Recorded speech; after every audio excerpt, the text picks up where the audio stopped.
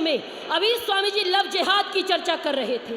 आप विचार करो कि आपकी बेटी, हमारी बेटी, 18 वर्ष की हमारी बेटी, महिला सम्मेलन में बात नहीं होगी तो होगी कब?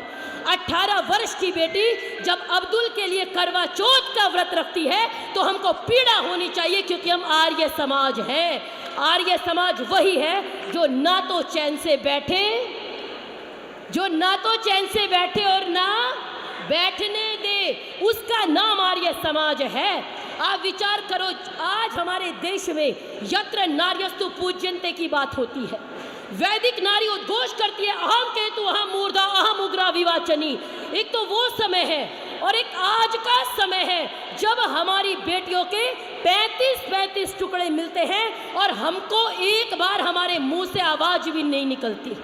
इसीलिए कहना चाहती हूँ, जलते घर को देखने वालों फूस का छप्पर आपका है। लोग जानते हैं अगर माँ को दूषित कर दिया तो पूरा समाज स्वतः दूषित हो जाएगा। इसीलिए कहती हूँ, जलते घर को देखने वालों फूस का छप्पर आपका है।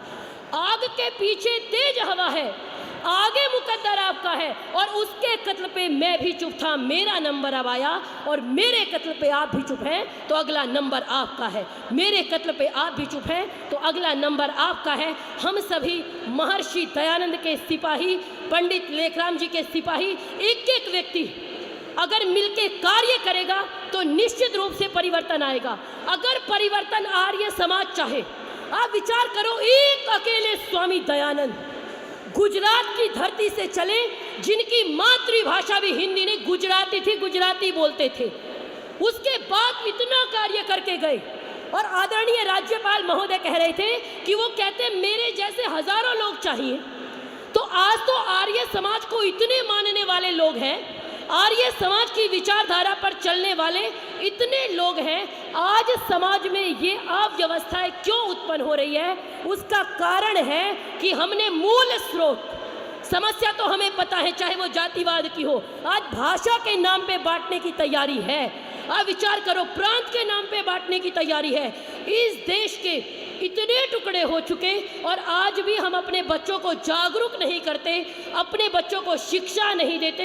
हम कहते मेरे दादाजी आर्य समाजी थे, तो भाई आप कौन हैं? मेरे पिताजी आर्य समाजी हुआ करते थे, मेरी माताजी मंदिर जाती थी, तो भाई आप कहाँ जाते हो? जी हम तो कहीं भी मत्था फोड़ लेते हैं, जहाँ भी जाएं, चाहे वो मजार हो चाहे वो पीर हो, हमारे लिए तो सब समान है। जब तक ये विचारधारा हमारे देश में रहेगी, आप निश्चित रूप से जानिए कि परिवर्तन नहीं हो सकता।